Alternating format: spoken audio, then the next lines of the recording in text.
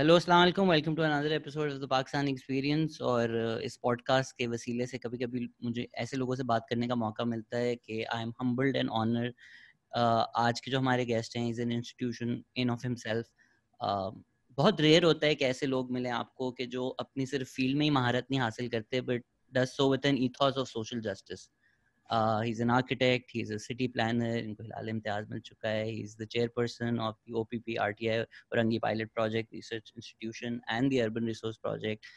And Karachi کے نامور لوگوں میں سے اگر ہم کراچی کے لیجنڈس کبھی بولیں گے تو عارف صاحب کا نام اس میں ضرور آئے گا. مسٹر عارف حسن، کیسے ہیں سر آپ؟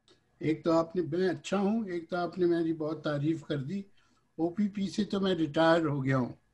سر آپ نے ویب سائٹ نہیں اپڈیٹ کی، میری غلطی نہیں ہے اس میں. چلیے اسے اپڈیٹ کر لیں گے. اچھا ہوا آپ نے بتا دیا. اور بتائیے سر. تھینک یو سو مچ، آپ نے وقت نکالا. اینڈ میں بہت نروس تھا کہ آپ ایک جیسے تو آپ بات کرنے کے لیے. آپ خود ایک لیجنڈ ہیں، آپ بھی تو لیجنڈ ہیں. ساری دنیا یہ جو نوجوان ہیں ان کو پتہ نہیں کیسے پتہ لگا کہ آپ جو ہیں مجھے انٹرویو کر رہے ہیں، اور سب بہت ایکسائٹیڈ کیونکہ وہ سب آپ کو جانتے ہیں. ارے sweet sir, thank you so much. تو بس لیکن میرے لیے تو یہ نئی ایک چیز آئی سامنے میرے کہ آپ جو ہے اتنا کام کرتے ہیں. سر پھر ہمیں بہت ساری گفتگویں کرنی پڑیں گی. میں تھوڑا لالچی ہو رہا ہوں، آپ جتنا وقت دے سکتے ہیں میں تو چاہوں گا آپ سے بس باتیں کرتے رہیں. لیکن آئی مین آنیسٹلی آپ کا بڑپن ہے کہ آپ نے یہ کہا، بٹ میں جتنی بھی آپ کی تعریف کروں کام میں، اینڈ اس لیے even asked my best friend Ahmed Khan to come on as a backup host who's an architect, تاکہ میں اگر کوئی انتہائی کوئی اسٹوپڈ بات کر لوں تو at least Ahmed Khan is here to back me up on please this. کیجیے اسٹوپڈ بات، میں تو ہر وقت اسٹوپڈ بات ہی کرتا ہوں. سر یہی تو ہے، یہی تو آپ کی جو باتیں یہی تو ہونی چاہیے. میں آپ سے سر ڈائریکٹ پہلا ہی سوال پوچھنا چاہوں گا. اسکیل آف 1 to 10 کتنے برے حالات ہیں کراچی کے؟ کراچی کے اوور آل 1 to 10 میں کہوں گا 2 ہوگا. یہ تو کافی اچھا ہے. اچھا کہاں ہے، بالکل نیچے ہے. 10 being the worst. اچھا 10 being the worst، 10 being the پھر 9، پھر میں کہوں گا 9 ہے. تو ہے کوئی رستہ واپس آنے کا؟ ضرور ہے، بالکل رستہ ہے واپس آنے کا. بتا دیں سر کیا ہے. دیکھیے اس میں بہت ساری باتیں ہیں میرے خیال میں. پہلے تو یہ دیکھنا ہے کراچی کے حالات ایسے ہیں کیوں، اور کراچی کے حالات پاکستان کے حالات سے جدا نہیں کیے جا سکتے، اور پاکستان کے حالات جو ریجنل کانفلکٹس ہیں ان سے جدا نہیں کیے جا سکتے. تو اگر آپ دیکھیں پاکستان کے حوالے سے تو آپ کا جو ملک ہے اس سارے ملک میں لوکل لیول گورننس نہیں ہے، اور سندھ میں بھی نہیں ہے اور کراچی میں بھی نہیں ہے، باقی سندھ کی طرح. مگر فرق یہ ہے کہ کراچی بہت بڑا شہر ہے اور تیزی سے بڑھتا ہوا شہر ہے جسے اگنور کیا گیا ہے ماضی میں، اور خاص طور سے پچھلے 20-25 سال میں پہلے بھی اگنور کیا گیا. اس کی وجوہات کیا ہیں؟ اس کی وجہ یہ ہے کہ کراچی ایک بہت دولت مند شہر ہے، یہاں ریونیو بہت ہے. ریونیو کے علاوہ یہاں ملازمتیں بہت ہیں. آپ یہ سمجھیے کہ کہتے ہیں 78% فارمل سیکٹر جاب جو ہے سندھ کے وہ کراچی میں ہے. اس کے علاوہ پاکستان کا کوئی 20% جی ڈی پی جو ہے وہ کراچی ہے. سب سے اچھے تعلیمی ادارے سندھ کے یہاں ہیں، سب سے اچھے ہسپتال یہاں ہیں، میڈیا ساری یہاں بیٹھی ہے. پھر آپ جیسے لوگ بھی کہیں بھی ہوں سندھ میں یہیں آ جاتے ہیں، یہ بھی ہے. پیپلز پارٹی جو ہے وہ اس ساری جو ریونیو جابز وغیرہ ہیں اور انسٹیٹیوشنز ہیں ان کو کنٹرول نہیں کر سکتی جب تک وہ ایک ہائیلی سینٹرلائزڈ حکمرانی کا طریقہ کار نہ لائے. اس کے بغیر وہ نہیں کنٹرول کر سکتی. یا تو وہ یہاں سے اکثریت سیٹیں جیتے یا ایک ہائیلی سینٹرلائز سسٹم لائے. اس کے پاس کوئی اور چارہ نہیں ہے.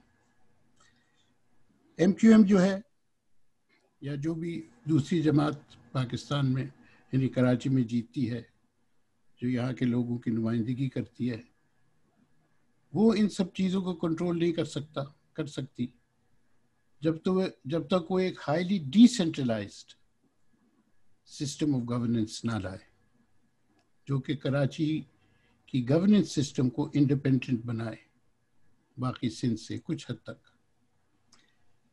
اس کشمکش نے کراچی کو بہت نقصان پہنچایا ہے.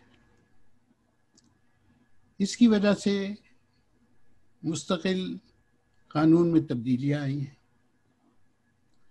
اس کی وجہ سے جھگڑے ہوئے ہیں, طاقت استعمال کی گئی ہے اپنی سوچ کو بڑھانے کے لیے. ایک طاقت جو ہے وہ اسمبلی کے ذریعے آئی ہے ان ڈیموکریٹکلی ان اے وے, دوسری طاقت جو ہے سڑکوں پہ زیادتی کرنے سے آئی ہے. تو جب تک ایک کنسنسس نہیں ہوگا گورننس کا کہ کس طرح کی طرز حکومت ہوگی, یہ بہت مشکل ہے کہ کراچی کے ادارے جو ہیں وہ پختہ ہوں, اور کراچی کے اداروں کا, بلکہ سندھ کے اداروں کا میں کہوں گا, ایک کراچی کے عوام سے ایک مثبت رشتہ قائم کیا جائے. تو میرے خیال میں سب سے بڑا مسئلہ تو یہ ہے کہ ہمارے جو سیاستدان ہیں تھوڑی دیر وہ اگر کانسٹیٹیوئنسیز اور ووٹس کی سیاست کو چھوڑ کے آپس میں بات کر لے شہر کی بہتری کے لیے, تو تبدیلی آ سکتی ہے. مگر یہ آسان نہیں ہے کیونکہ سیاسی جماعتیں عموماً ایسا نہیں کرتی. یہ تو آئی تھنک سر پورے پاکستان کا ایک مسئلہ ہے, لیکن حال ہی میں ہم نے کراچی کے دیکھا کہ فلڈنگ جو ہے, جو کافی ٹائم سے لوگ وارننگ دے رہے ہیں کہ ہوگا, لیکن اس دفعہ جو حال ہم نے دیکھا وہ شاید پہلے اتنا برا نہیں تھا, یا شاید ان علاقوں میں اس دفعہ زیادہ تھا جن علاقوں میں شور سب سے زیادہ مچتا ہے. تو اس کی وجوہات کیا ہے, یہ جو آپ انکریزڈ اربن فلڈنگ دیکھی ہے ہم نے اس سال؟ دیکھیں اس پہ بات تو بہت ہو چکی ہے. ایک تو یہ کہا جاتا ہے اور مستقل کہا جا رہا ہے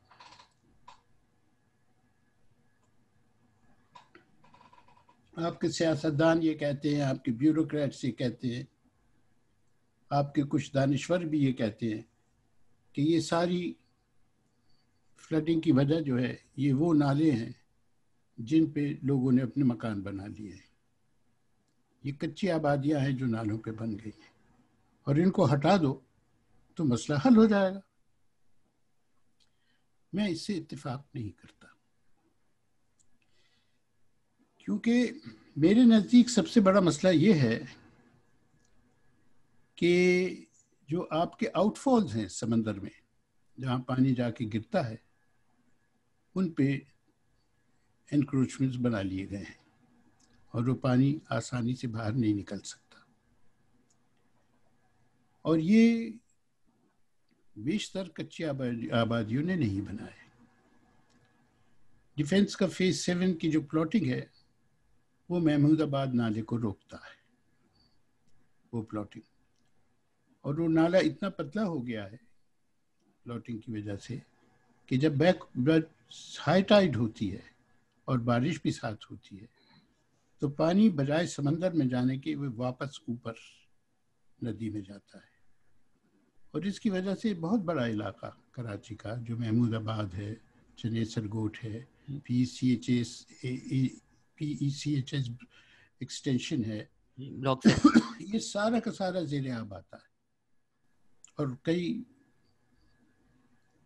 دنوں تک, ہفتوں تک وہ پانی کھڑا رہتا ہے.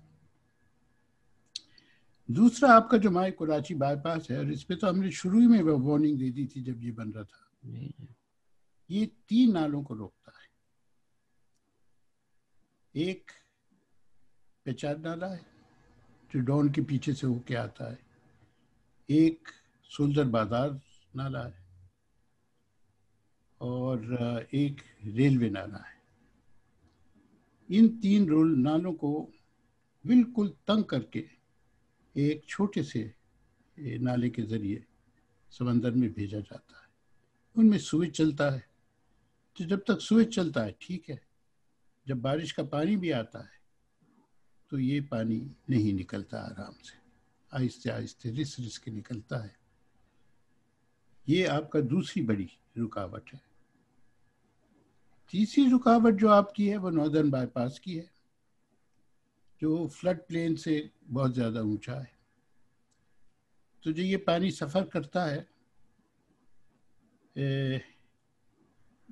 شمال سے مغرب کی طرف، سمندر کی طرف، تو ناردرن بائی پاس اس کو روکتا ہے، جس کی وجہ سے بہت بڑا علاقہ زیر آب آتا ہے۔ وہاں ضرورت ہے رستوں کی کہ پانی نکل جائے۔ اور یہ جو آپ کا مسئلہ ہے اس کا ناردرن بائی پاس کی، اس کا مائیکولاشی بائی پاس کا، یہ پانی اگر آپ نکالیں گے بھی تو اس کی دوسری طرف انہوں نے مینگرووز پہ قبضہ کر کے اللیگلی اس کو ختم کر کے انہوں نے کے پی ٹی آفیسرز کالونی بنائی ہے۔ تو وہ ایک بہت بڑی رکاوٹ بنے گی اگر آپ کھول بھی دیتے ہیں اس کو۔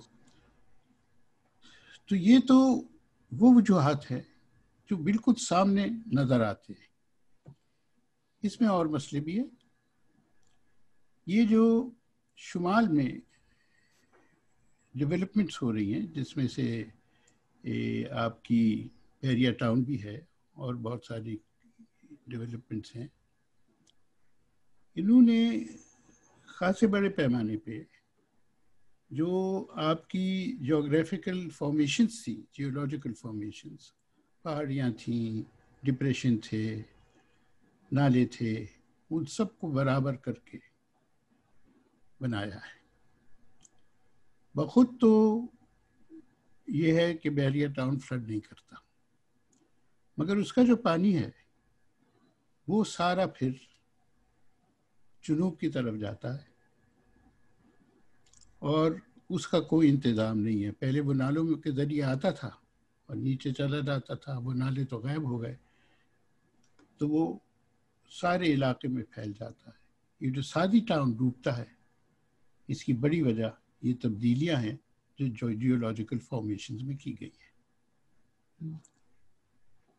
اصولاً تو اب یہ چاہیے کہ اس پہ پابندی ہو کہ ہم جیولوجیکل فارمیشنز چھیڑیں گے نہیں۔ اس کی بھی پابندی ہو کہ ہم زمین، یہ جو آپ کی مارشز ہے مینگروو کی، ہم زمین ان سے حاصل نہیں کریں گے، یہ بھی پابندی ہونی چاہیے، تاکہ فلڈنگ کا جو مسئلہ ہے اس پہ قابو پایا جائے۔ اب آپ لیجیے کلڈی نالا جو مچھر کالونی کے پاس ہے، وہاں زمین جو ہے ریکلیم کی جا رہی ہے سمندر سے، کے ایم سی کے ٹرک آتے ہیں، وہ سارا کوڑا سمندر میں ڈالے جاتے ہیں، آہستہ آہستہ زمین بک جاتی ہے۔ اگر شہزاد آپ پلاٹ خریدنا چاہیں تو آپ وہیں خرید لیجیے گا جو یہ ڈیولپمنٹ کر رہے ہیں۔ آپ کو پتہ ہے میں کس طرح کے کام کرتا ہوں، میں پلاٹ رینٹ بھی نہیں کر سکتا خریدنا تو دور کی بات۔ نہیں، یہ سستے ہیں، یہ اتنے مہنگے نہیں ہیں۔ آپ کو پلاٹ مل جائے گا اس سے پہلے کہ پلاٹ بنے، آپ کو پرچی دے دے گا اور کہے گا کہ یہ میرا نمبر ہے، اپنا نمبر دو، جب پلاٹ تیار ہو جائے گا سمندر سے نکل آئے گا باہر تو آ کے لے لینا۔ تو یہ چیزیں ہوتی ہیں۔ میرے حساب سے سلطان آباد، مچھر کالونی، کماڑی، ایک چھوٹا سا علاقہ اس کا جو آپ کی ہے کیا کہلاتی ہے یہ کالونی، اس کے پاس جو ہے شیرین جینا کالونی، ان سب کے کچھ علاقے ایسے ہیں جو سمندر سے اور مینگروو سے نکالے گئے ہیں۔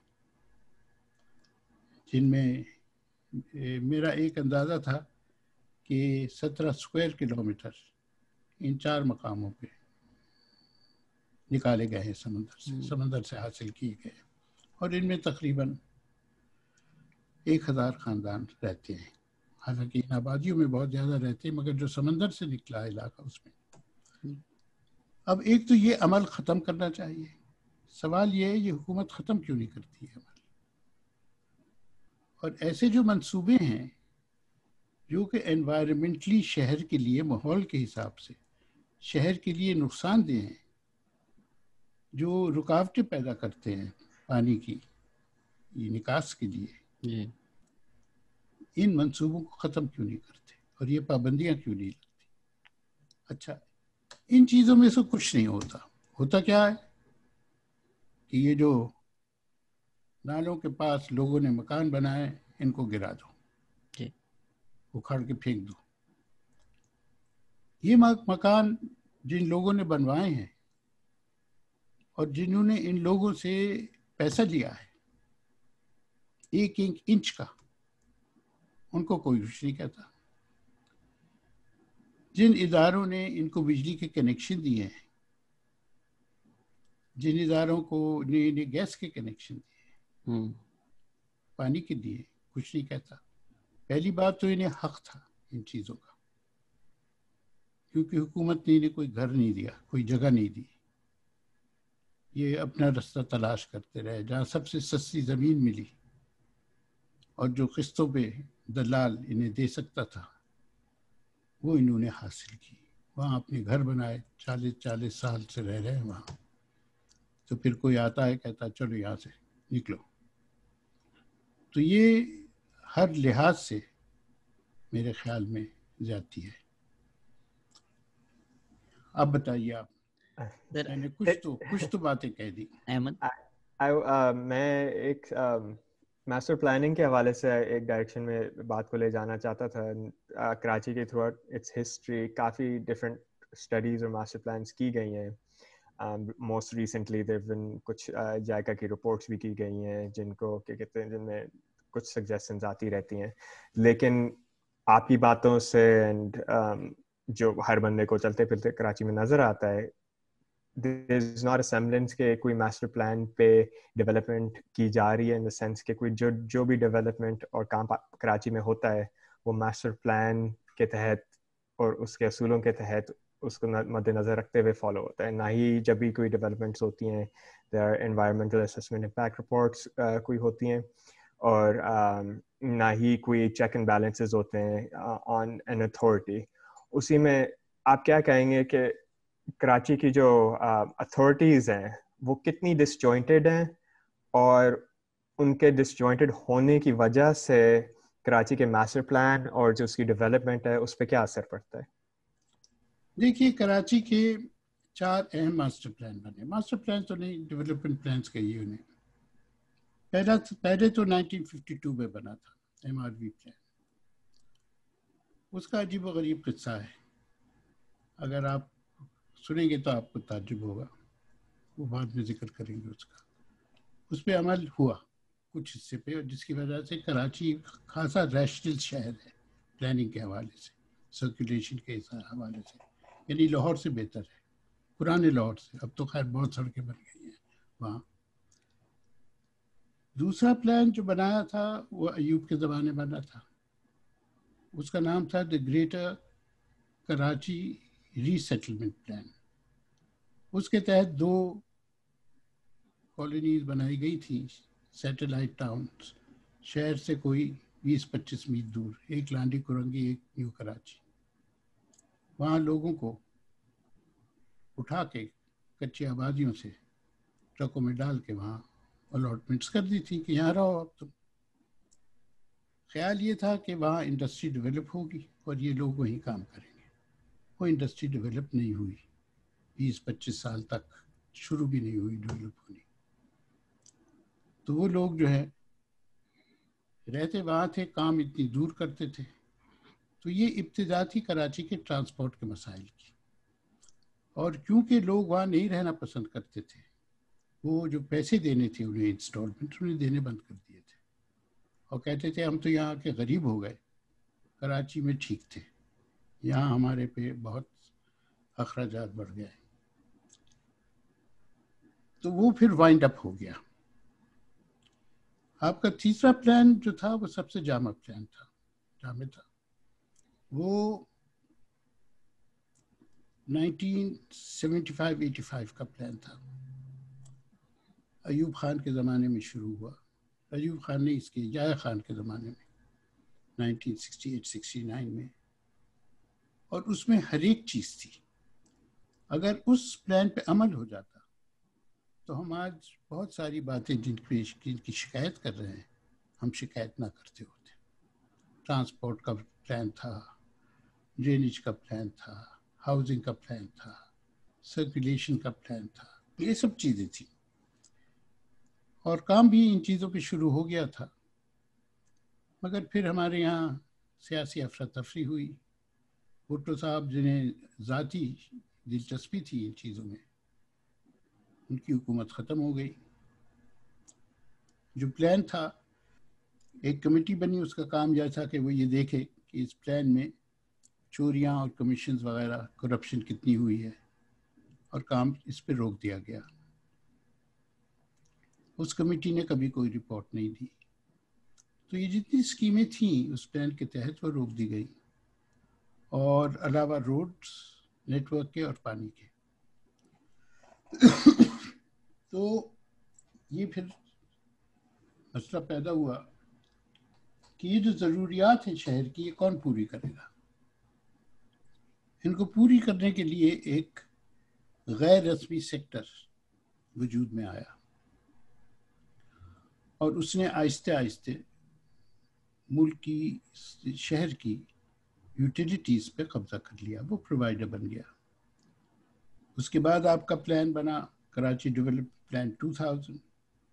اس کا میں ایویلیویٹر تھا UN کی طرف سے, اور ہم نے یہ پوائنٹ آؤٹ کیا کہ جو سب سے اہم چیز تھی, یہ انفارمل سیکٹر جو ڈیولپ ہو گیا ہے, اسے کہیں نہ اس کا کوئی متبادل پیش کیا ہے پلان نے, اور نہ اس کو بڑھانے کی, سپورٹ کرنے کی کوئی تجویز پیش کی ہے. تو اس کے بعد کراچی جو ہے یہ بے وارثہ ہو گیا. آخری پلان جو ہے وہ 2006 میں اس کو تشکیل دیا گیا, اور وہ موجودہ کراچی اسٹریٹجک ڈیولپمنٹ پلان 2020 ہے. اس نے بھی نشاندہی کی مسائل کی, مگر کوئی ٹھوس حل پیش نہیں کیا. اور سب سے بڑی بات یہ ہے اس پلان کی, اور جو باقی بھی پلاننگ چلتی رہی ہے, کہ اس کی مانیٹرنگ, اس کی مینجمنٹ, اس کے کوئی ادارے نہیں تھے. تو اس کے بغیر پلان امپلیمنٹ نہیں ہوا کرتے, اور نہ ہی کسی قسم کی تبدیلی آتی ہے. مینجمنٹ بہت اہم ہے, مینٹیننس بہت اہم ہے, آپریشن کے طریقہ کار بہت اہم ہے. یہ ڈیولپ نہیں ہوئے. اور ویسے بھی اس پلان کے تحت سڑکیں بن گئیں, انڈر پاس بن گئے, مگر پیڈسٹرینز کے لیے, کمیوٹر کے لیے کوئی سہولت نہیں تھی. تو تھوڑا سا اس پہ ہماری بات چیت بھی ہوئی کہ پلان کا ویژن کیا ہونا چاہیے. لوکل گورنمنٹ کی طرف سے پلان کا ویژن تھا Karachi will be a world class city. ہماری خواہش یہ تھی کہ Karachi should be a pedestrian and commuter friendly city. اب ان دو چیزوں میں زمین و آسمان کا فرق ہے. اگر ہم دوسرا ویژن ایکسیپٹ کرتے ہیں تو یہ ڈیولپمنٹ پروجیکٹس جو ہوئے تھے یہ نہ ہوتے. جو ڈیولپمنٹ پروجیکٹس ہوتے وہ بہت مختلف ہوتے. یہ ہے کراچی کی کہانی پلانس کے حوالے سے. سر ایک تو اس میں اور پھر جو پاورفل لابیز نیو لبرلزم نے یہاں قائم کی, ڈیولپرز کی, کارپوریٹ سیکٹر کی, چیریٹی کی. چیریٹی کوئی اچھی چیز نہیں ہوتی میری نظر میں. چیریٹی کی, ان چیزوں نے معاشرے کو نہ صرف تبدیل کیا بہت بری طرح، بلکہ جو آپ کی بیوروکریسی تھی، بلکہ ساری اسٹیبلشمنٹ، بیوروکریسی کیا ساری اسٹیبلشمنٹ، وہ گلوبل کیپٹل کے ماتحت کام کرنے لگی، اور world bank, Asian development bank وغیرہ، ان کا رول بہت بڑھ گیا پہلے کے مقابلے میں، اور وہ کوئی اچھی بات نہیں ہے۔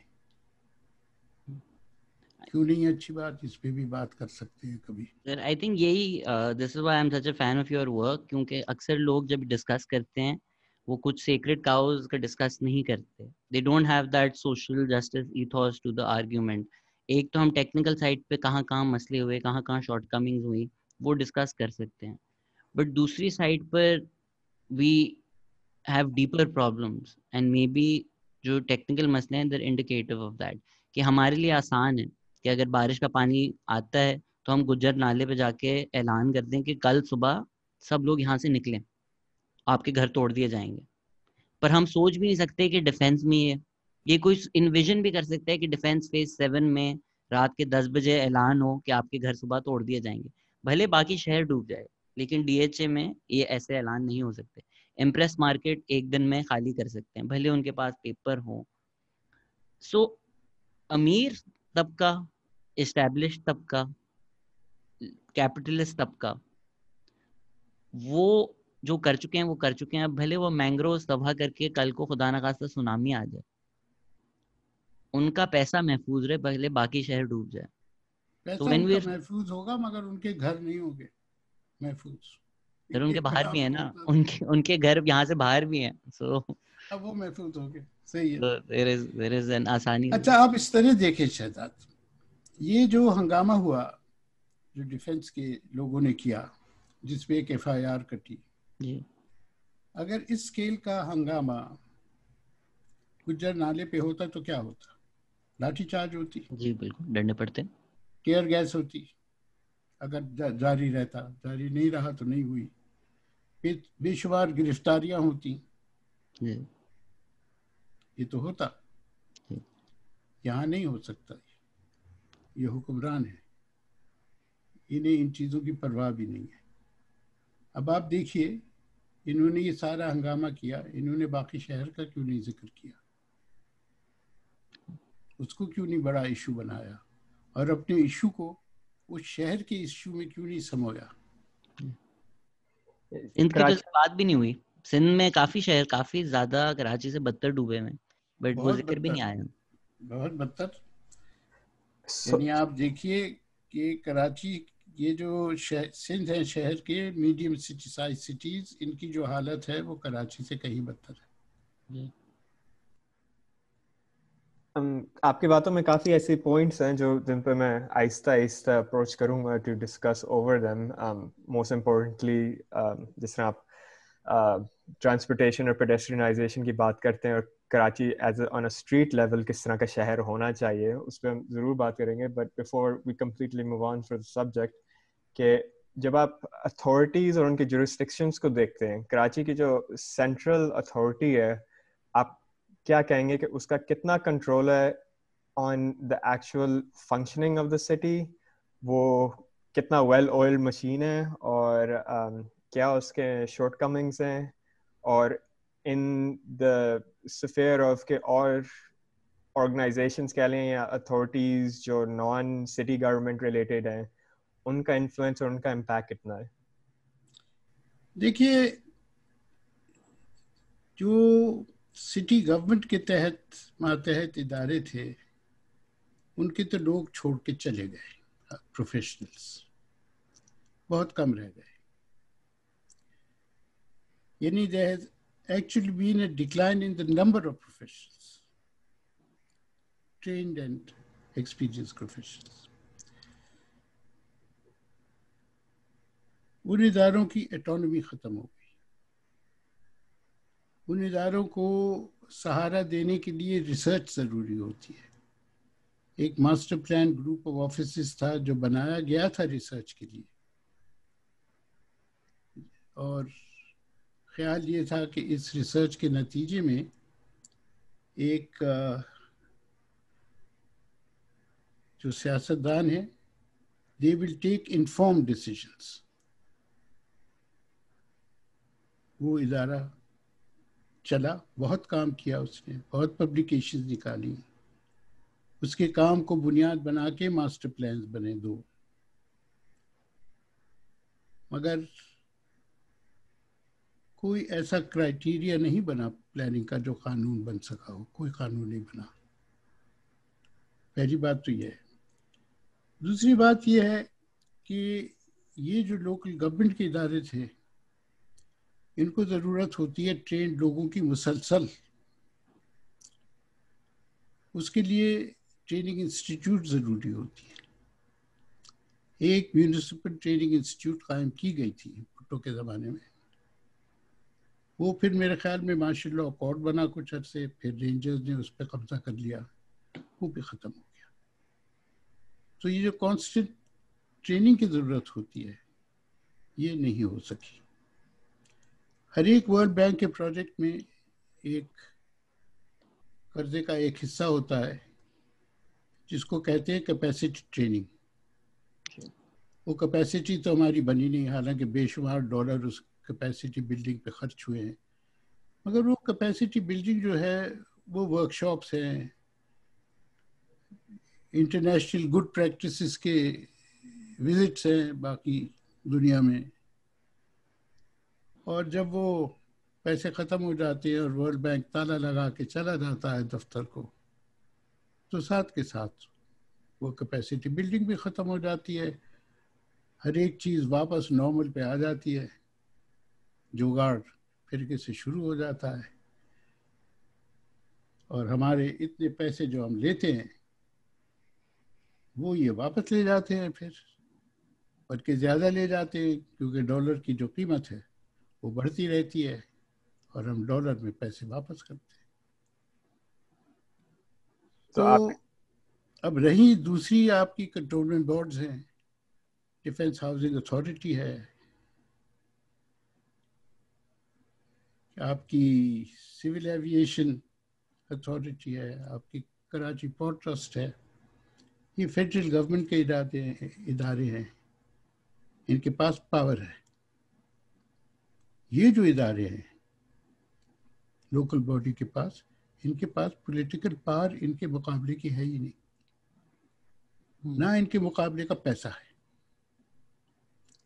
تو بہت سارے جو ڈیسیجنز لیے جاتے ہیں وہ یہ لے لیتے ہیں, یا زبردستی وہ رائج ہو جاتے ہیں, لیتے بھی نہیں, اپنے علاقے میں رائج کر لیتے ہیں تو اور علاقوں میں بھی رائج ہو جاتے ہیں.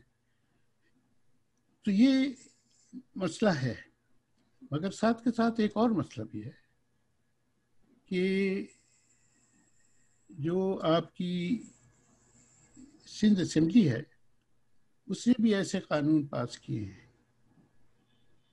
جن سے کراچی کو بہت نقصان پہنچا ہے, اور وہ ڈیولپرز کے دباؤ میں پاس کیے ہیں. ڈیولپرز یہ کہنا ہے کہ کوئی دباؤ نہیں, ہم نے تو سجیشن دیا تھا وہ راضی ہو گئے کیونکہ ہم ان کے الیکشن فائنینس کرتے ہیں. اب یہ پتہ نہیں مجھے کتنا صحیح ہے یا غلط ہے. ہم نے سجیشن اور 2 پلاٹ دیے تھے تو وہ مان گئے. تو کچھ اس قسم کی بات ہوئی ہے میرے سے, میں کہہ نہیں سکتا کتنا صحیح ہے یا غلط ہے, لگتا ہے کہ صحیح ہے مگر. سر اگر ہم میپ کو بڑھتا ہوا دیکھیں, reclaim land, expansion land, K P T, D H A, اور ملیر ریور کا ماؤتھ جتنا بند ہوتا جا رہا ہے, مینگروز کا جو حال ہے, لگ تو نہیں رہا کہ anything short of giving back the earth what it deserves in terms of the sea, in terms of the river, اس کے بغیر تو کچھ بھی نہیں ہوگا. We will have to give it back some land. میں تو یہ بھی نہیں کہتا کہ آپ زمین واپس کر دیں, میں تو یہ کہتا ہوں کہ آپ کے جو ڈیولپمنٹ پروجیکٹس چل رہے ہیں جو ماحول کو متاثر کرتے ہیں انہیں آپ روک دیں, جسٹ اسٹاپ دیں. آپ یہ ریکلیمیشن بند کر دیں زمین کی, شروع اس سے کریں, اور یہ امیڈیٹلی ہو سکتا ہے, اس میں کوئی رکاوٹ نہیں ہے. رکاوٹ صرف یہ ہے کہ ہمارے جو پاورفل انٹرسٹ ہیں جن کے تعلقات حکومت کے اداروں سے ہیں ان کا اس میں نقصان ہوگا، اور کوئی مسئلہ نہیں ہے اس میں. ایک چھوٹی سی چیز ہے، ہونے دے نقصان، کر دیں بند یہ. مگر اس کے لیے، اس کو مینج کرنے کے لیے شہر کا مسئلہ سارا مینجمنٹ کا ہوتا ہے. پلان تو آپ کر لیں، کیا لائنیں کھینچ کر لیں پلان، وہ کوئی مسئلہ نہیں ہے. منصوبے بھی بنا دیں، اس کی کاسٹنگ بھی کر لیں، آپ بنا بھی دیں، اگر آپ اس کو مینج کیسے کریں گے، آپ اس کو مینٹین کیسے کریں گے. آپ بجٹ اٹھا کے دیکھیں، کیپٹل ایکسپینس میں بہت اخراجات دکھائے جاتے ہیں. ہیومن ریسورس ڈیولپمنٹ میں کچھ نہیں ہے، ڈیولپمنٹ میں کچھ نہیں ہے. مینجمنٹ مینٹیننس میں سب سے کم پیسے لگتے ہیں. شہر اس طرح سے تو نہیں چلا کرتا، یہ تو غلط کانسیپٹ ہے. جی سر، اس لیے آپ نے جب کہا کہ صرف لوگ پاورفل لابیز کے پیسے کا نقصان ہوگا، ان مائی مائنڈ میں آلریڈی اسٹارٹ تھنکنگ، یعنی کہ یہ ہو ہی نہیں سکتا، یہ چیز تو ہو ہی نہیں سکتی. مطلب یہاں پہ تو یہ حال ہے، when you look at something like Naya ناظم آباد جو منگو پیر لیک پہ بنا ہوا ہے، where now everybody is like یہ کبھی بننا ہی نہیں چاہیے تھا. مطلب اٹس سو آبویس. ہم نے تو پہلے ہی کہہ دیا تھا کہ نہیں بننا چاہیے. تو اتنی کلیئر بات، اتنا کلیئر کہ ایز اے لے مین، ایز اے جاہل آدمی میں دیکھ کے بول سکتا ہوں یہ تو کبھی بننا نہیں چاہیے تھا. نہیں بننا چاہیے. جب وہاں اتنی ہاؤسنگ سوسائٹی بن سکتی ہے منگو پیر لیک کے اوپر، تو پھر تو لگتا ہے کچھ بھی ہو سکتا ہے کراچی میں. اس کیس میں جس نے جنہوں نے سب سے زیادہ پیسہ اسے کمایا ہے through whatever means, they're not living there. ان کو کوئی فرق نہیں پڑ رہا. نہیں، وہ تو یہاں نہیں رہتے. جی جی. اب اسی طرف جب آپ نے جو باتیں کی اس میں obviously یہ ہوتا ہے کہ گورننس سسٹم آپ کا سیریسلی انسٹرکچرڈ ہے اور بروکن ڈاؤن ہے اس طریقے سے. تو اس میں پولیٹیسائزڈ، اینڈ اسی وجہ سے دین جس طرح آپ نے کہا پروفیشنل جو اپنے کرافٹ کو جانتے ہیں، پلاننگ کے کرافٹ کو اور انوائرمنٹل امپیکٹ کو جانتے ہیں، وہ اب گورنمنٹ کے بیسکلی اداروں میں نہیں کام کرتے، اور ادارے are lacking of those basically. تو as a solution throughout history different solutions آئی ہوئی ہیں کراچی کے لیے، کہ ایک تو اس کو الگ صوبہ بنا دیں. ابھی ریسنٹلی فیڈرلائزیشن کی بات ہوئی ہے. In most cases you do need an authority or a figure who's ایک طریقے سے ایک visionary ہوتے ہیں جو اتنے زور کے ہوتے ہیں, they have so much power and authority and say کہ they can take the city forward, یا کسی بھی situation کو آگے لے کے بڑھ سکتے ہیں, اور جو پولیٹیکل مسئلے اور فائنینشیل مسئلے ہیں ان کو صحیح طریقے سے ہینڈل کر سکتے ہیں. آپ کی اس میں پروونشلائزیشن میں یا فیڈرلائزیشن میں یا لوکل گورنمنٹس کو ہی بہتر کرنے میں آپ کا کیا اپینین ہے؟ What's the way forward? دیکھیں, میں فیڈرل گورنمنٹ کے ٹیک اوور کے سخت خلاف ہوں. It will not work. بہت مشکل سے سندھ اور کراچی کا ایک رشتہ پیدا ہوا ہے, وہ ٹوٹ جائے گا. 1948 میں حکم دیا گیا سندھ گورنمنٹ کو کہ یہاں سے کراچی سے سندھ کا کیپٹل ہٹاؤ, یہ فیڈرل کیپٹل بنے گا. انہوں نے ایک بہت خوبصورت خط لکھا گورنر جنرل کو. اسمبلی سے کہا گیا کہ ریزولوشن پاس کرو کہ یہاں سے سرکار. انہوں نے کہا کہ یہ نہ کریں آپ ہمارے ساتھ, ہمارے پاس کراچی کے علاوہ کچھ بھی نہیں ہے. یہی ہماری اکانومی ہے, یہی ہماری تاریخ ہے, یہی ہماری سوشل لائف یہاں سے گورن ہوتی ہے, اور ہم آپ کو جتنی زمین چاہیے فیڈرل کیپٹل ڈیولپ کرنے کے لیے ہم دے دیں گے. فیڈرل کیپٹل اور پروونشل کیپٹل یہ دونوں ایک جگہ بھی ہو سکتے ہیں. دوسری دفعہ ان سے پھر کہا گیا تو انہوں نے انکار کر دیا, تو سندھ اسمبلی کو برخاست کر دیا گیا اور زبردستی کیپٹل کو حیدرآباد ٹرانسفر کر دیا گیا. میرے نزدیک وہ کراچی اور باقی سندھ کے جھگڑے کی بنیاد بنی. اس کے بعد پھر اور چیزیں بھی ہوئی. ایگریکلچرل لینڈز کے سلسلے میں بھی اختلافات ہوئے کہ یہ فوجیوں کو اور بیوروکریٹس کو کیوں دی جا رہی ہے وغیرہ وغیرہ. تو یہ جو سندھ کی محرومی کی فیلنگ تھی، یہ بہت مشکل سے اوورکم ہوئی ہے، اور اس کا جو پولیٹیکل کاسٹ ہوگا فیڈرل گورنمنٹ کے حوالے کرنے کا وہ بہت بڑا ہوگا، پہلی بات۔ دوسری بات یہ ہے کہ یہ کیا ممکن ہے کہ آپ کراچی میں فیڈرل گورنمنٹ بٹھا دیں اور باقی پاکستان کے بڑے شہروں میں نہ بٹھائیں؟ یہ تو ایک بڑا کانسٹیٹیوشنل ایشو بن کے سامنے آئے گا، تو میں تو اس کے خلاف ہوں۔ میرے خیال میں جو حل ہے وہ صرف یہ ہے کہ سب سیاسی جماعتیں شہر کے بارے میں سوچیں اور اپنی ووٹس اینڈ کانسٹیٹوئنسیز کے حوالے سے سوچنے میں تھوڑی سی کمی کریں، اور یہ مجبوراً انہیں کرنا پڑے گا ایونچولی، کیونکہ یہ جو پولیٹیکل کانفلکٹ ہے یہ کہیں جا نہیں رہی فی الحال، اور اس کے جائے بغیر بہت مشکل ہے کہ صحیح معنوں میں اس صوبے میں کسی قسم کی ڈیولپمنٹ آئے۔ اور دوسری بات یہ بھی ہے کہ چونکہ بہت اہمیت رکھتی ہے میرے نزدیک کہ اختلاف میں مجھے کوئی برائی نظر نہیں آتی اگر وہ انفارمڈ اختلاف ہے، اگر ریشنلی اپنی پوائنٹ آف ویو آپ بیان کر سکتے، اگر آپ اس اختلاف کو بدنیتی نہ ہو اس اختلاف میں، میرے خیال میں یہ بہت مشکل چیزیں ہیں جو میں کہہ رہا ہوں، مگر یہ کرنی پڑیں گی، ورنہ حالات تبدیل ہوتے ہوئے حالات خود ہی فیصلہ کریں گے۔ سر آپ کی تو یہ لیوڈ ریالٹی ہے ایز سمبڈی جس 30 سال گزرے ہیں کراچی میں، آئی فیل اب جو ایتھنک ڈیوائڈ ہے وہ بہت ہی زیادہ ڈیپ سیٹڈ ہو گیا، as a matter of fact لوگ بات کرتے ہیں، یہ کیا واقعی اتنا ڈیپ سیٹڈ یا ہسٹورک ہے، یا آج کل سوشل میڈیا کے پرسیپشن کی وجہ سے، ایکو چیمبرز کی وجہ سے جو ایتھنک ڈیوائڈ ہے یہ اتنا بڑھ چکا ہے، یا یہ ہمیشہ سے تھا؟ دیکھیں، کراچی ہندو میجورٹی شہر تھا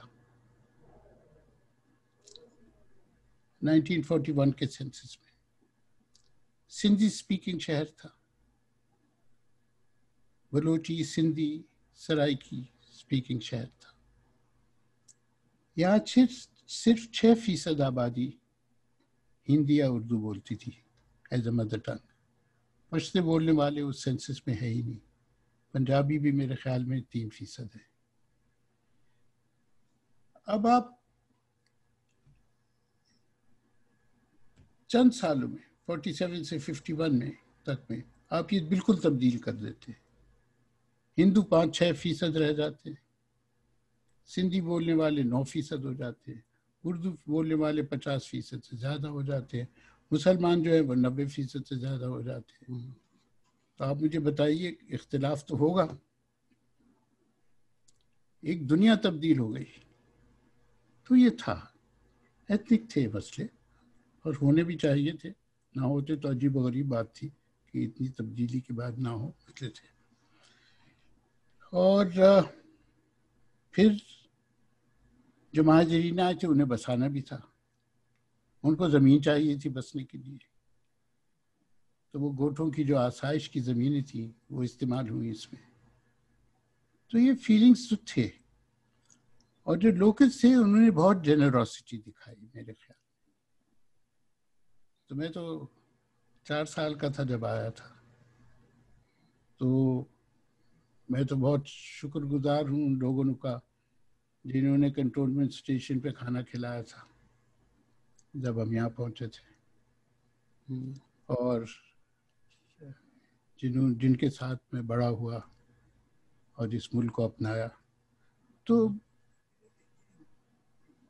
ایتھنسٹی اصل میں جو بڑھی ہے بہت، ایک تو جب سندھی ری اسرشن آیا بھٹو کے دور میں، تو مہاجر فیل تھریٹنڈ، اور انہوں نے ایوب خان کی ڈکٹیٹرشپ کا ساتھ دیا. حالانکہ الیکشن میں اس کے خلاف ووٹ کیا، مگر جب یہ سندھی سیشن آیا تو انہوں نے ایوب خان کی ڈکٹیٹرشپ تو نہیں، مگر جو محاذ بنا تھا، محاذ پنجابی پختون محاذ، اس میں یہ شامل ہوئی یہ جماعت. ایم کیو ایم کے بننے کے بعد جو بھی ان کی ریئل اور پرسیوڈ گریوینسز تھیں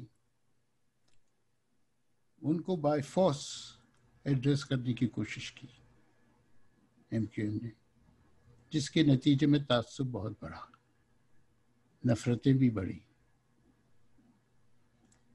تو پھر آپ کا یہ شروع ہوا سلسلہ سارا افغان جنگ کا.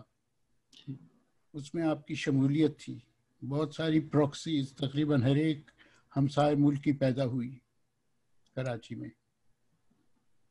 ان کے آپس کے جھگڑے ہوئے جس کے نتیجے میں لوگ ایک محلے کو چھوڑ کے اپنے جیسے لوگوں کے محلوں کے پاس چلے گئے، اپنی ایتھنسٹی کے پاس. کراچی فزیکلی بٹنا شروع ہوا. یہ تو ہم نے اورنگی میں دیکھا جہاں ٹرانسفر آف پاپولیشنز ہوئی بٹوین پٹھانز اینڈ مہاجر علی گڑھ جھگڑوں کے بعد. اور جب بھی کوئی یونائٹڈ اپوزیشن کی امید ہوتی تھی تو آپ کی جو اسٹیبلشمنٹ ہے وہ اس شہر کو اور باقی ملک کو بھی، مگر خاص طور سے اس شہر کو ایتھنکلی اور ریلیجسلی ڈیوائڈ کرتی تھی. یہ پلان کے تحت ہوتا تھا. چند شیعہ مار دیے، چند اہل سنت کے لوگ مار دیے، ایک وہابی مدرسے پہ حملہ ہو گیا، چلیے ہو گیا جھگڑا شروع. اور جو آپ کی سیاست تھی، یہ ڈیموکریٹک سیاست، وہ پیچھے رہ گئی. یہ آپ کے ساتھ مسلسل ہوا ہے، اور مجھے ڈر لگ رہا ہے کہ شاید آج بھی اس کی کوشش کی جا رہی ہے شاید. So, sir, I'm sorry if I keep coming back to the idea of the ethos, but مجھے یہی لگتا ہے کہ at the end of the day is that human connection. انسان کا انسان کے ساتھ جو کنیکشن ہے نا، جو کہیں نہ کہیں ہم کھو چکے ہیں. سو ایون اگر ہم آپ کی کہانی سنیں ایز اے ہیومن بینگ، جو آپ کی اسٹوری ہے about witnessing an eviction yourself people used to play cricket with, I think how much did that educate your work and decide کہ نہیں، میں نے کیپٹلسٹ رستے نہیں جانا، because seeing somebody being evicted in front of you is a different experience from going online and saying کہ سارے جو انٹیریئر سے آئے ان کو واپس بھیج دو، یا سارے جو افغانی آئے ان کی بستیاں توڑ کے واپس بھیج دو. Saying that online is very different than watching somebody living in a kachi abadi in your street and seeing them being evicted. میں نے کئی ایوکشنز دیکھے ہیں، اور میں ہمیشہ یہ کہتا ہوں کہ کوئی ایوکشن کو سمجھ نہیں سکتا بغیر ایوکشن دیکھے. کیا ہوتا ہے ایوکشن؟ عورتیں آتی ہیں سر پیٹتی ہوئی، ہاتھ جوڑ کے کہتی ہیں ٹرک ڈرائیور سے، بلڈوزر سے، خدا کے واسطے بھائی کل آ جانا، پرسوں آ جانا، مہلت دے دو ہمیں. کچھ ہوتی ہیں جو گالیاں بکتی ہیں، انہیں گندی گندی شرم دلاتی ہے. جو بڑے بچے ہوتے ہیں وہ بیچارے جلدی جلدی گھر کا سامان جمع کرتے ہیں. جو چھوٹے بچے ہوتے ہیں وہ جو ٹوٹا ہوا مکان ہے، ربل ہے، اس کے پیچھے چھپے بیٹھے ہوئے روتے رہتے ہیں. بعض جو ہیں بالکل فریز ہو جاتے ہیں، روتے بھی نہیں. اور مرد جو ہیں وہ کوشش کرتے ہیں کہ کسی طرح اکٹھے ہو کے ڈیمونسٹریٹ کر سکے. ان کو لاٹھیاں پڑتی ہیں. اس دفعہ تو نہیں پڑی لاٹھیاں، مگر پڑ چکی ہیں کئی دفعے لاٹھیاں. اور یہ بھی دیکھا ہے ہم نے کہ آپ کے جو پولیس والے ہیں اور آپ کے جو بلڈوزر چلانے والے ہیں وہ بہت پریشان ہوتے ہیں یہ کام کرتے ہوئے، اور بہت ان کی سمپتھیز لوگوں کے ساتھ ہوتی ہے، مگر انہیں نوکری کی ضرورت ہے، نوکری تو یہاں نہیں ملتی. تو جب آپ یہ دیکھتے ہیں تو احساس ہوتا ہے پہلی بات کہ یہ مکان جو ہیں یہ انہوں نے خوشی خوشی تو نہیں بنائے، یہ تو مجبوری کے تحت بنے ہیں. اور ایک دلال ہے جس کا سمجھوتا تھا ان اداروں کے افسران یا مڈل لیول لوگوں سے یا نیچے کے لوگوں سے کہ یہ زمین تم ہمارے سے لے لو اور اتنے پیسے لے لو.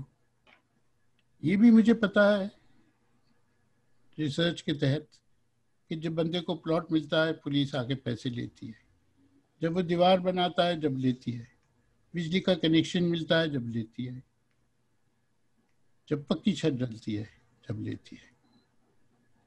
بعض تو ایسے علاقے ہیں جہاں مستقل بھتہ لیا جاتا ہے.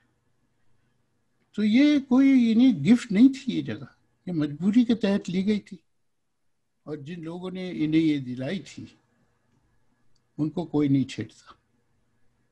نہ ذکر ہوتا ہے کہ ان کو پکڑ کے بند کرو یا تحقیق کرو کہ یہ کون تھے.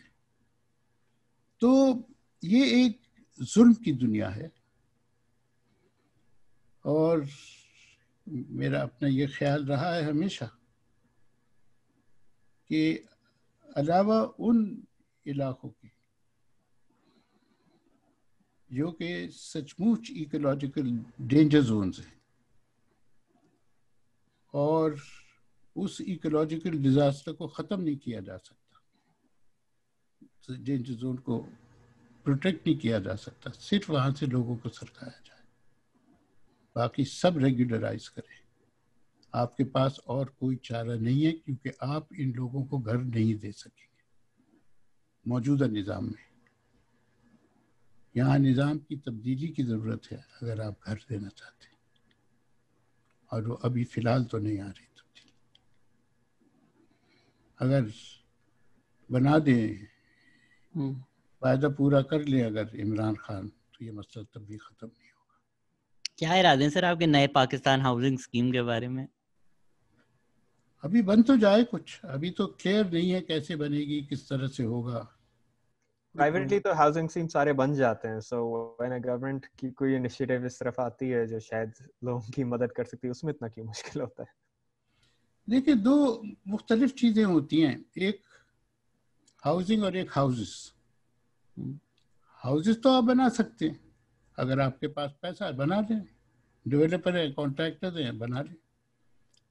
مگر ہاؤسنگ کا پروسیس بنانا بہت مختلف ہوتا ہے. وہ ادارے جو کم لاگت میں ڈیلیور کر سکیں، وہ ادارے جو قرضہ دے سکیں، وہ پبلک سیکٹر کمپنیاں جو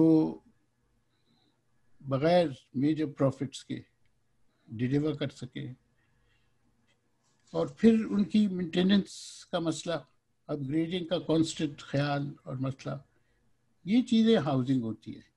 لینڈ یوز کا مسئلہ سب سے اہم. ایسے تو آپ کسی زمین کو نواز شریف نے شاملات کی زمینوں پہ قبضہ کر کے مکانات بنا دیے تھے، وہ تو آپ کر سکتے. ایوب خان نے بے تحاشا گوٹوں کے اوپر قبضہ کر کے اسلام آباد بنا دیا، بن گیا. مگر اسلام آباد کو چلانا، اس کے ایکسپینشن کا خیال رکھنا، اس کے ماحول کا خیال رکھنا، یہ ذرا مشکل چیز تھی.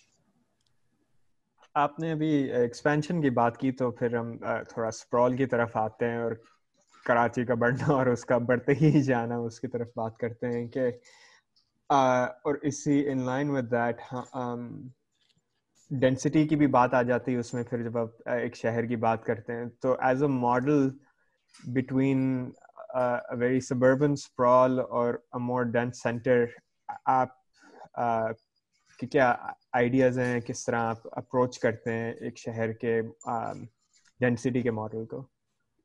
دیکھیے میں تو سمجھتا ہوں کہ ڈینسیفیکیشن کی بہت ضرورت ہے نئی آبادیوں میں. جو پرانی کچی آبادیاں تھیں وہ تو اتنی ڈینس ہو چکی ہیں کہ وہ مزید ڈینس نہیں ہو سکتی. مثلاً آپ آرکیٹیکٹ ہیں تو آپ اس کو بہتر سمجھیں گے. نوا لین لیاری کی 1973 میں ڈینسٹی جو تھی وہ کوئی 450 پرسنس پر ہیکٹر تھی. 2010 میں جو ہم نے اسے دیکھا تو وہ 3000 پرسنس پر ہیکٹر ہو چکی تھی 2010 میں. اسی طرح سے آپ کا جو لیبر اسکوائر تھا جو بھٹو نے بنایا تھا، بہت بڑے پیمانے پہ ہاؤسنگ اسکیم تھی. جب وہ بنی تھی اس کے چند بلاکس تھے، ان کی جو ڈینسٹی تھی وہ 5.8 پرسنس پر اپارٹمنٹ تھی. 2010 میں وہ بڑھ کے 13 پرسنس پر اپارٹمنٹ ہو چکی تھی. تو یہ ڈینسٹی مستقل اس واسطے بڑھی ہے کیونکہ کوئی اور چارہ نہیں تھا. یہاں جو آپ کے میل اونلی ورکنگ سپیسز ہیں ہول سیل مارکیٹس کے پاس، وہاں ایک کمرے میں آپ کے 12 لوگ بھی رہتے ہیں، شفٹس میں بھی رہتے ہیں. ڈینسٹیز جو سرویز کیے گئے ہیں وہ اتنی بڑھ چکی ہیں بعض جگہ کہ جو ماں بابا ہیں وہ اللہ کا شکر کرتے ہیں جب بچے گھر سے باہر ہوتے ہیں. وہ سب اکٹھے نہیں رہ سکتے گھر میں. جو بڑے بچے یہاں آئے وہ کہیں جا کے پارک میں سو جاتے ہیں، پاس کوئی کھلی جگہ میں. یہ عام ہے. تو یہ صورتحال اب پیدا ہو گئی ہے. اب آپ آئیے ڈیفینس سوسائٹی پہ. اس کی جو ڈینسٹی ہے وہ تقریباً 100 پرسنس پر ہیکٹر بیٹھتی ہے. تو اب یہ دو بہت بڑی، بالکل یہ دو پولز ہیں ڈیولپمنٹ کے. ایک 3000 پرسنس پر ہیکٹر. اب یہ جو کچی آبادیاں ہیں شہر کے پاس، یہ سب 1 منزلہ یا 2 منزلہ تھی. اب یہ 6 منزل ہیں، 7 منزل ہیں، 9 منزل بھی ہیں. یہ پروسیس جاری ہے. کیوں جاری ہے؟ کیوں ہے اس کا ڈیمانڈ؟ ایک تو خاندانوں میں اضافہ ہوا ہے. بچے پارک میں سو رہے ہیں نا سر، ماں باپ کو ٹائم بہت مل جاتا ہے. تو اب یہ ہے کہ اوپر جا رہی ہیں کیونکہ بچے بڑے ہو گئے ہیں تو ان کے لیے جگہ چاہیے.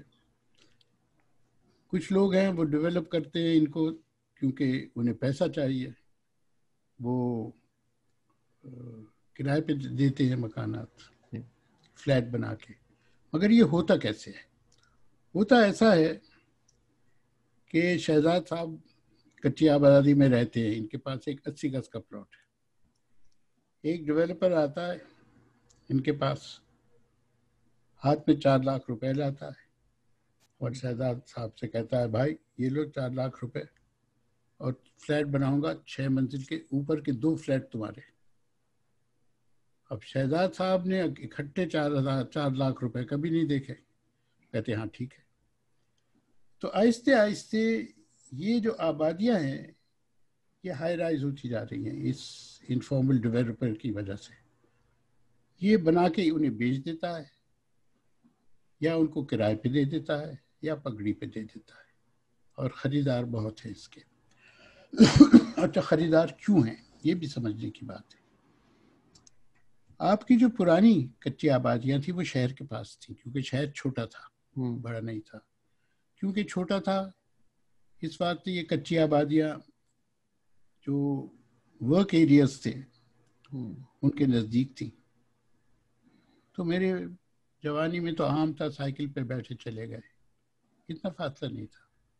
صرف ایک تکلیف ہوتی ہے کراچی میں سائیکل چلانے میں، جب آپ جو ہیں مغرب کی طرف سفر کریں تو ہوا بہت روکتی ہے جو لاہور میں نہیں ہوتا. تو یہ بہت پاس تھی، اسکول بھی پاس تھے.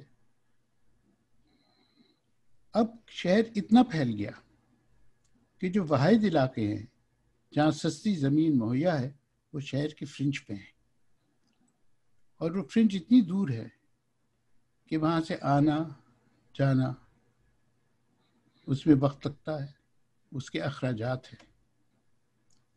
خواتین کام نہیں کر سکتی اتنا فاصلہ طے کر کے، حالانکہ اب کرنے لگی ہیں مجبوراً. بچوں کے اسکول نہیں ہیں وہاں. تو لوگ اب یہ پسند کرتے ہیں کہ بجائے اس کے وہاں زمین خریدیں، وہ یہاں ایک فلیٹ خرید لیں. ایک ہمارے سروے کے مطابق بہت سارے ایسے لوگ جو ملازمتیں کرتے ہیں ڈومیسٹک کے طور پہ، انہوں نے یہ فلیٹ لیے ہیں قرضے لے کے اپنے امپلائر سے اور دوستوں وغیرہ سے، اور وہ دن رات محنت کر کے یہ قرضے واپس کرتے ہیں. مگر وہ خوش ہیں کہ اب وہ ایسی جگہ ہے جہاں جو دشواریاں ہیں دور رہنے کی وہ نہیں رہی. اور اب تو ویسے بھی زندگی آسان ہو گئی ہے، جا کے موٹر سائیکل خرید لیں، آدھے مسئلے تو وہیں حل ہو جاتے ہیں. انسٹالمنٹ پہ چلے گا کام. ہاں انسٹالمنٹ پہ. سر ایک طرف تو مکان کمپلیٹلی بھی انسٹالمنٹ پہ، قسطوں میں آپ پیسے دے رہے ہیں، موٹر سائیکل بھی انسٹالمنٹ میں. ایک طرف تو سر بالکل ہی سیمی فارمل ہے کہ فلیٹ بنے ہوئے ہیں یہ، بٹ اس طرح کی بھی کچی آبادی ہیں کہ ہم نے انفارچونیٹ یہ ملک ہے، کس طرح اس طرح کی باتیں ہوتی ہیں سمجھ نہیں آتا. اسلام آباد میں ججمنٹ میں ہم نے یہ بھی پڑھا کہ لکھا گیا کہ سی ڈی اے آرگیو کر رہا ہے کہ کچی آبادی جو اسلام آباد کی بیوٹی ہیں وہ خراب کر رہے ہیں، امیر لوگوں کو اچھا نہیں لگتا دیکھتے ہوئے تو تباہ کرتے ہیں.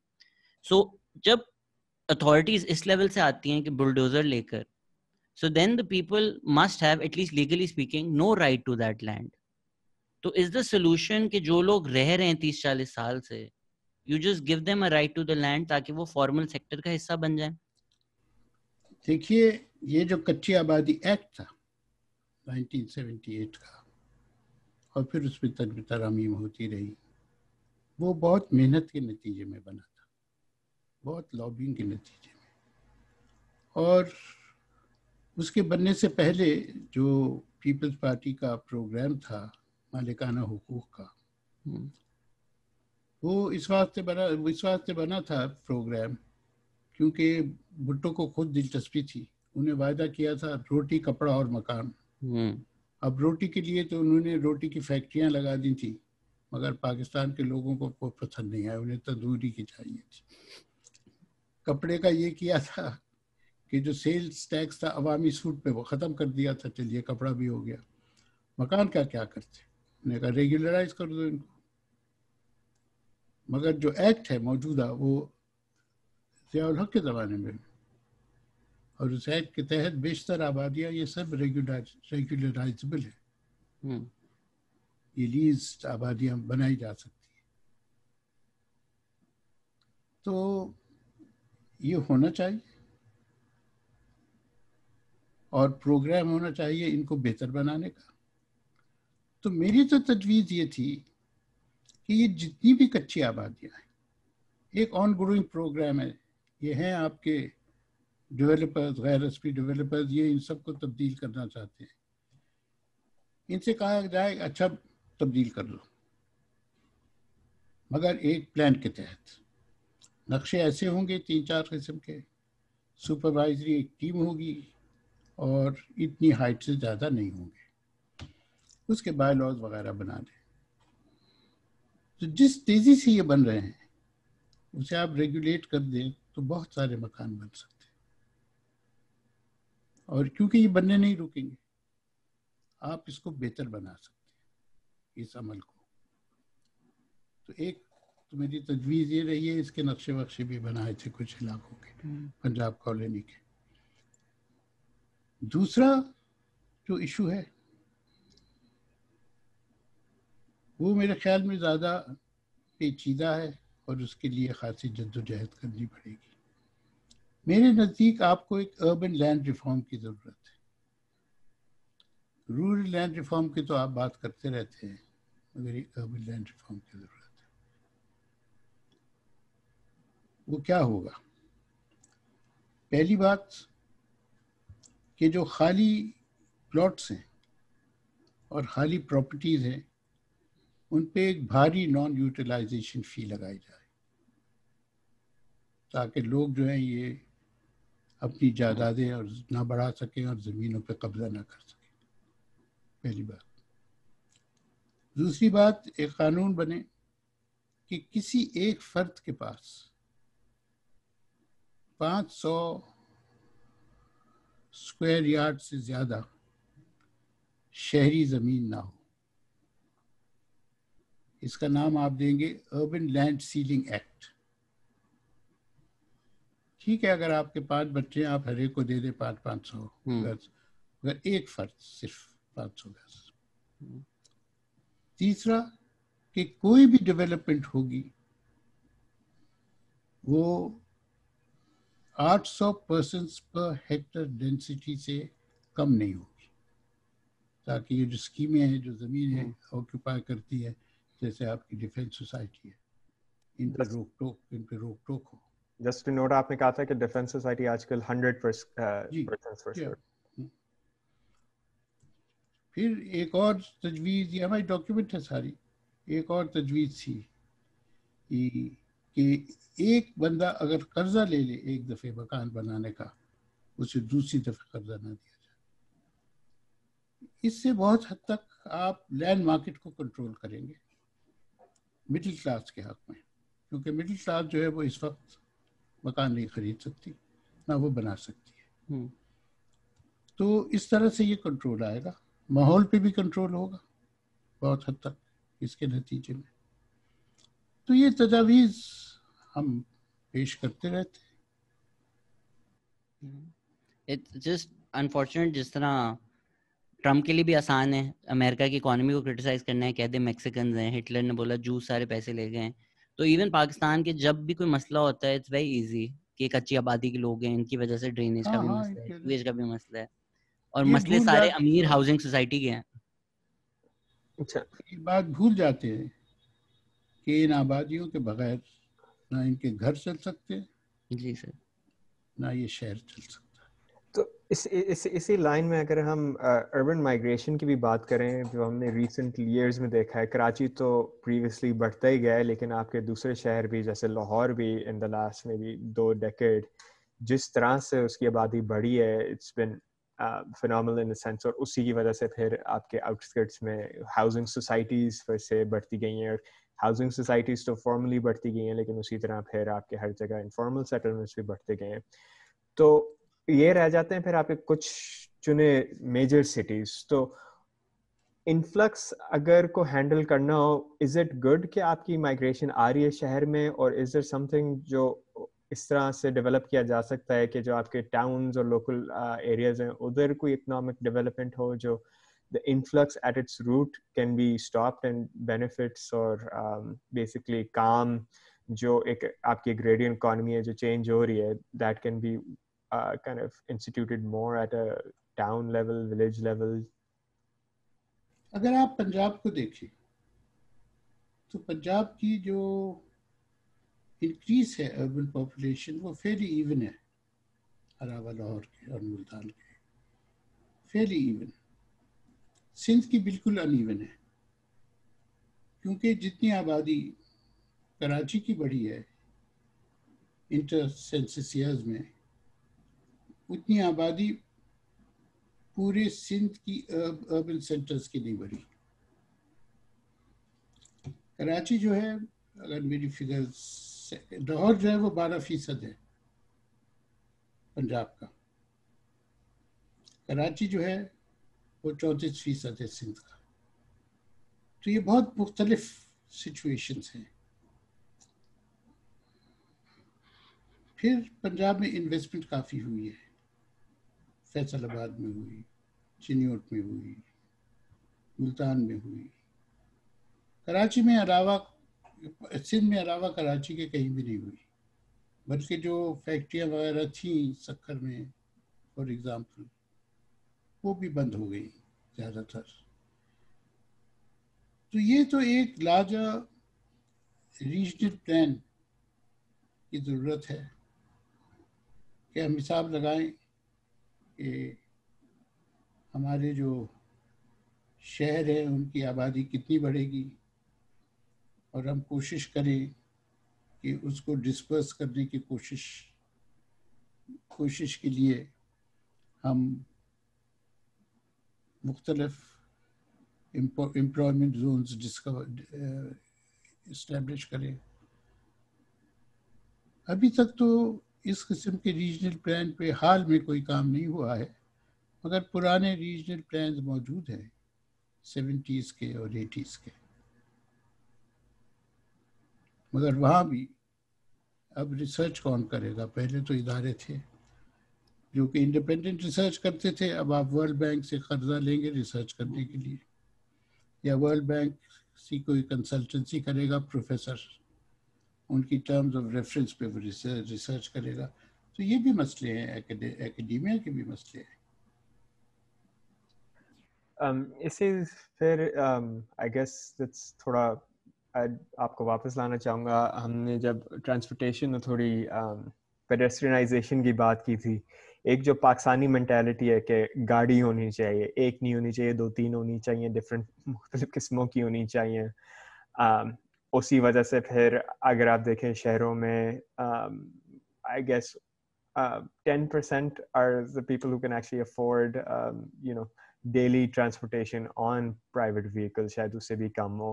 اور آپ کا پھر باقی جو طبقہ ہے باقی شہر آ جاتا ہے، موٹر سائیکل، بسیں پہ سواری کرتے ہیں، رکشہ اور ڈفرینٹ پبلک ڈفرینٹ موڈس. تو اس میں ابھی تک مینٹلی میرے خیال سے جو پاور میکرز ہیں ایٹ لیسٹ اور جنرل پاپولیشن ہے، اس کے ذہن میں شاید یہ نہیں سمجھ آئی کہ دنیا ایک آگے موو کر چکی ہے فرام اے موڈ کے جس پہ وہ ریلائی کرے پرائیویٹ ٹرانسپورٹیشن پہ، اینڈ پبلک ٹرانسپورٹیشن دنیا بھر میں از انکریجڈ مور. وہ آپ پاکستان کو اس لائٹ میں کس طرح دیکھتے ہیں کہ وہ جا رہا ہے، جا سکتا ہے؟ کراچی کا بس نیٹ ورک جتنا ایکسٹینسو ہے، اوور برڈن بھی کافی ہو چکا ہے، اور اس میں پھر اس کے ٹرانسپورٹ مافیا اور ایشوز بھی ہیں. بٹ ڈو یو سی کہ، اور جس طرح آپ نے مینشن کیا کہ ایک دو روڈز اور بریجز کافی بنے، لیکن اگر آپ کا جو ریسرچ اور ڈیولپمنٹ پلان تھا وہ فالو ہوتا شاید وہ روڈز اور بریجز نہ بنتے. تو اس طرف کیا ڈیولپمنٹ ہونی چاہیے؟ تو آپ اس طرح دیکھیں کہ کراچی کا اوور برڈن بس نظام کیوں ہے. کراچی میں چند سال پہلے 2014-15 لے لیں، کوئی 30,000 بسیں تھیں، اب 9,000 کیوں ہے؟ اس کی وجہ یہ ہے، ایک بہت بڑی وجہ، کہ کورٹس نے حکم دیا کہ ساری جتنی ڈیزل کی بسیں ہیں ان کو سی این جی پہ کنورٹ کر لیں. اب مسئلہ یہ ہے، ایک دفعہ وہ سی این جی پہ کنورٹ ہو جائے واپس ڈیزل پہ جا نہیں سکتی، اس کا انجن بدلنا پڑتا ہے. سی این جی جو ہے وہ غائب ہو گیا مارکیٹ سے. یہ کبھی کسی نے سوچا ہی نہیں تھا کہ اگر ان ساری بسوں کو پورے پاکستان میں کنورٹ کر دیا جائے سی این جی پہ، کہ ہمارے پاس اتنا سی این جی نہیں ہے. اور ہماری عدالت کو بھی نہیں پتا تھا، ان کو تو ویسے بھی تعلیم کی ضرورت ہے ان موضوعات پہ. تو ان سی این جی والوں نے اپنی جو یہ تھی یہ ٹرانسپورٹ سے ہٹا لی اور انہیں اور چیزوں کے لیے استعمال کرنا شروع کیا. ایک وجہ تو یہ ہے. دوسری وجہ یہ ہے کہ باقی پاکستان میں کرائے زیادہ ہیں، یہاں کرائے نہیں بڑھائے جاتے، اور یہاں کرائے اس واسطے نہیں بڑھائے جاتے کہ یہاں کے عوام جو ہیں وہ ہنگامہ کرتے ہیں جب کرائے بڑھتے ہیں. تو حکومت کے لیے یہ بہتر ہے کہ ان کو ٹرانسپورٹرز کا دباؤ. پھر جب یہاں بس ڈلائی جاتی ہے اس کو کچھ نہیں ملتا چلنے کے بعد، علاوہ میرے خیال میں 25,000 روپے یا کچھ حکومت دیتی ہے، کیونکہ کوئی اس بس کو انشور کرنے کے لیے تیار نہیں. آپ نئی بس نہیں لا سکتے جب تک آپ پوری قیمت اپنی جیب سے ادا نہ کریں، کیونکہ آپ کو کوئی بینک بس خریدنے کے لیے پبلک سیکٹر میں چلانے کے لیے آپ کو قرضہ نہیں دے گا. تو یہ وجوہات ہیں کہ یہ ٹرانسپورٹ سیکٹر جو ہے شرنک ہوتا ہوتا ہوتا ہوتا اس لیول پہ آ گیا کہ 900 بسیں. اور یہ جو میں آپ کو فگر دے رہا ہوں یہ بھی 4 سال پرانی ہے، 3 سال پرانی. اچھا، پھر اس کا متبادل کیا ہوا؟ اس کا متبادل جو ہے وہ چنکی ہوئی. وہ آ گئی اور اس نے کراچی میں کوئی 3,60,000 سیٹیں پر ڈے فراہم کی ٹرانسپورٹ کے لیے. وہ ہماری اس نے عدالت نے بین کر دی اور یہ بس یہ ہٹا دیا ان کو سروس سے. اور بین کیوں کی؟ کہ یہ خطرہ ہے. خطرہ کیوں ہے؟ جو سیفٹی قوانین ہیں وہ اس پہ پورا نہیں اترتی. وہ تو بسیں بھی نہیں اترتی، بسوں کو بھی بین کر دیں. یہاں ایک یہ میرے سے بھی مشورے ہوئے تھے، میں تو کہا تھا آپ رہنے دیں گے، آپ جو فیز آؤٹ کر لیں 10 سال میں، اس کا متبادل کیا ہوگا، لوگ کیا کریں گے. تو مگر وہ بین کر دی گئی. اچھا، اب متبادل کیا آیا اس کا سامنے؟ متبادل یہ آیا کہ آپ موٹر سائیکل خرید لیں. آپ کے شہر میں اب 30 لاکھ کے قریب موٹر سائیکلیں، اس سے کم گاڑیاں ہیں. تو یہ ہو گیا آپ کا سفر کرنے کا طریقہ. 2010 میں منصور رضا صاحب اور میں نے ایک سروے کیا تھا، ایک ہم نے رپورٹ نکالی تھی، اس کا نام تھا موٹر سائیکل میس ٹرانزٹ.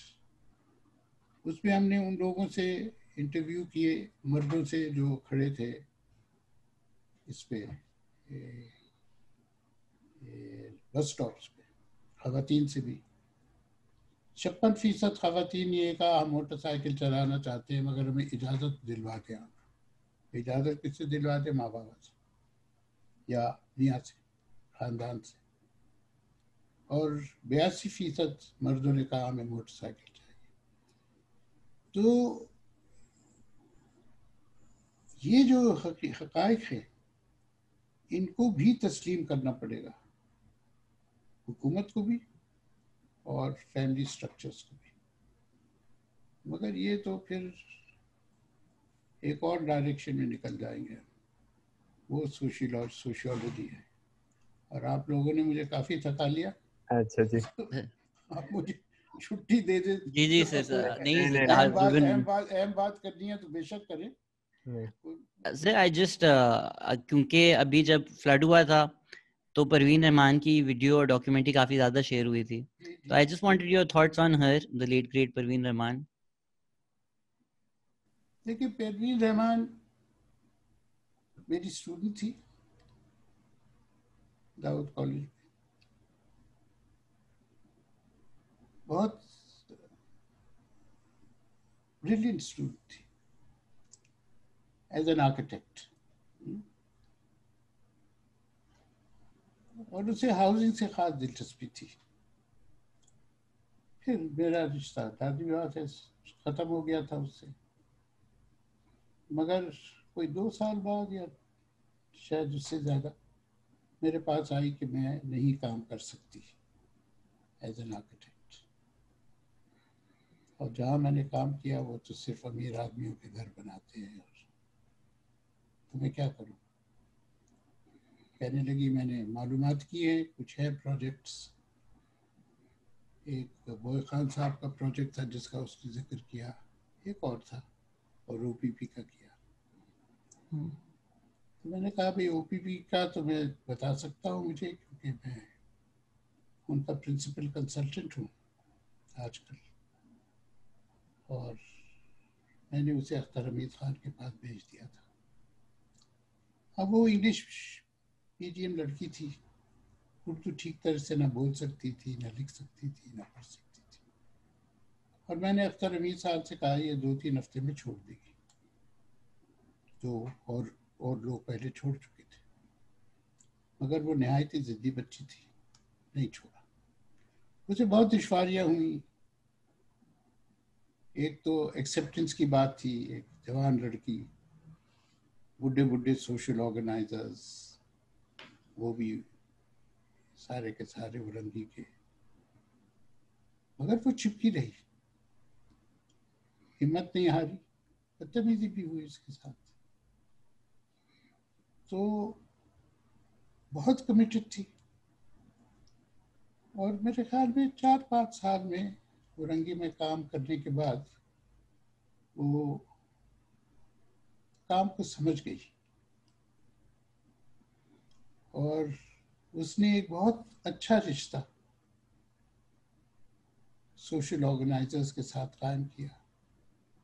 وہ اس سے بہت پیار کرنے لگے، وہ ان سے پیار کرنے لگے، انہوں نے اسے بہت کچھ سکھایا، اس نے انہیں سکھایا. ان کے خاندانوں سے اس کی واقفیت ہوئی، ان کے بچوں سے ہوئی، ان کی بیویوں سے، بہنوں سے ہوئی. تو وہ کچھ ایسی گھل مل گئی تھی اس ماحول میں جس کی مجھے کبھی بھی میں نے سوچا بھی نہیں تھا کہ ایسا ہو سکتا ہے، مگر وہ ہوا. ایک بات جو پروین کی بہت ہی اہم تھی کہ وہ بہت قریبی رشتے قائم کر لیتی تھی لوگوں سے، اور بہت ایتھیکل تھی، جو کہ بہت میرے خیال میں عام بات نہیں ہے کہ کوئی اتنا ایتھیکل ہو جتنی وہ تھی. سینس آف ایستھیٹکس اس کا بہت ڈیولپ تھا. جب میں سینس آف ایستھیٹکس کہتا ہوں، میرا مطلب یہ نہیں ہے خوبصورت چیزیں، بس خوبصورت بیہیویئر، خوبصورت رشتے. تو ہر قسم کی جو بدنمائی تھی اس کو پہچاننے بھی لگی تھی اپنے مرنے سے پہلے، اور نہ صرف پہچاننے لگی تھی بلکہ اس کی وجوہات بھی سمجھنے لگی تھی. بہت بڑی لاس تھی میرے لیے، تو خیر ذاتی لاس بھی تھی، مگر او پی پی کے لیے تو بہت بڑی لاس تھی. بہت شکریہ. شہر کے لیے بہت بڑی لاس تھی. It's a great loss to Pakistan, and thank you sir, آپ نے آج ہمیں وقت نکالا. And I really want you to know کہ میں نے جب پوسٹ ڈالی کہ آپ آ رہے ہیں not only Pakistan, from outside of Pakistan, اتنے لوگوں نے مجھے میسج کیا that they're inspired by you. وہ یہ ہوتا ہے نا کہ آپ جب درخت لگاتے ہیں آپ کو نہیں پتہ ہوتا کہ آپ کے سائے کے اندر کتنے لوگوں کو چھاؤں ملے گی. I hope you realize کہ سر آپ نے کتنے زیادہ لوگوں کو انسپائر کیا ہے. اینڈ ٹھیک ہے، دوسری طرف جو ہمارے مخالف ہیں وہ امیر ہیں، کیپٹلسٹ ہیں، ان کے پاس بہت کچھ ہے، لیکن جو آپ نے چراغ جلایا ہے اس سے جتنی روشنیاں جلی ہیں، I hope you realize how much loved you are, how many people you've inspired, and just آپ سے بات کر کر ایسا لگ رہا ہے کہ there is a good Pakistan. There are people like you جنہوں نے کچھ اچھا کیا ہے، اینڈ اگر اگلی جنریشن آپ سے کچھ سیکھ سکے اور کہیں جا سکے، there is hope. جو وہ 9 ہے 8 تک تو ہم لا سکتے ہیں، اینڈ I think 10 اس لیے نہیں ہے کیونکہ آپ جیسے لوگ ایگزسٹ کرتے تھے. So from the bottom of my heart for coming today and being who you have been for so many years in the face of so much, I just want to say on behalf of everybody who's messaged me, thank you sir, thank you so much. Shahzad دیکھو، مجھے نہیں معلوم یہ لوگ کون ہیں یا کیا وجہ ہے کہ وہ انسپائر ہوئے میرے سے، مگر میں تمہیں یہ بتا دوں میں نے کوئی چیز دانستہ طور پہ نہیں کی. جو بھی کیا وہ ایک سینس آف جسٹس کی وجہ سے کیا کہ انصاف تو ہونا چاہیے. اور میں یہ بھی بتا دوں کہ قانون جو ہے وہ انصاف نہیں دیتا. بالکل. ساؤتھ افریقہ میں قانون تھا اپارتھائڈ کا، قانون تھا، اسمبلی کا پاس کیا ہوا تھا، وہ اس نے انصاف نہیں دیا، انیتھیکل تھا. فلسطینیوں کے جو مکان گرائے جاتے ہیں وہ قانون کے تحت گرائے جاتے ہیں، ملک کے قانون کے، وہ انصاف نہیں ہے.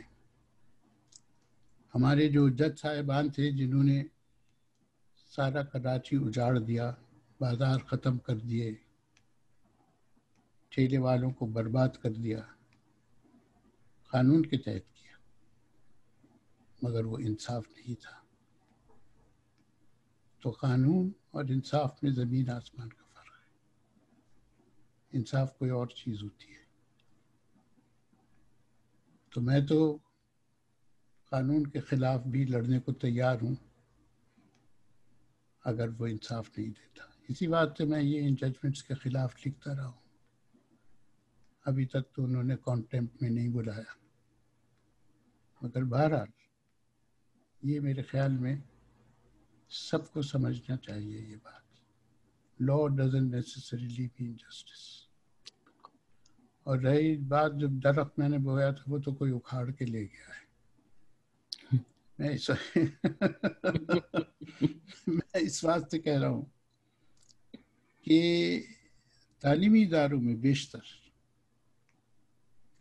یہ جو ویلیوز تھے جو کہ بہت سارے لوگوں نے انکلکیٹ کرنے کی کوشش کی ہے، وہ اب طرز تعلیم کو ڈیفائن نہیں کرتے. اور یہ بھی نتیجہ بہت حد تک اس نیو لبرل تہذیب کا ہے جو ہمارے پہ رائج کی گئی ہے بغیر ہماری اجازت کے. تو بہت بہت شکریہ. بہت شکریہ. اب میں بڑے فخر سے کہوں گا کہ شہزاد نے میرا انٹرویو کیا تھا.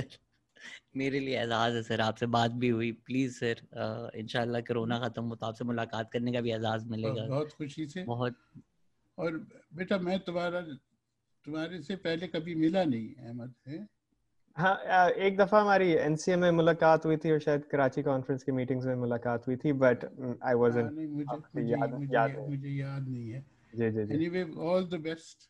Thank you so much. Thank you so much. And thank you for giving us so much time, sir. Thank you for everybody for listening. Take care. It was an honor. خدا حافظ.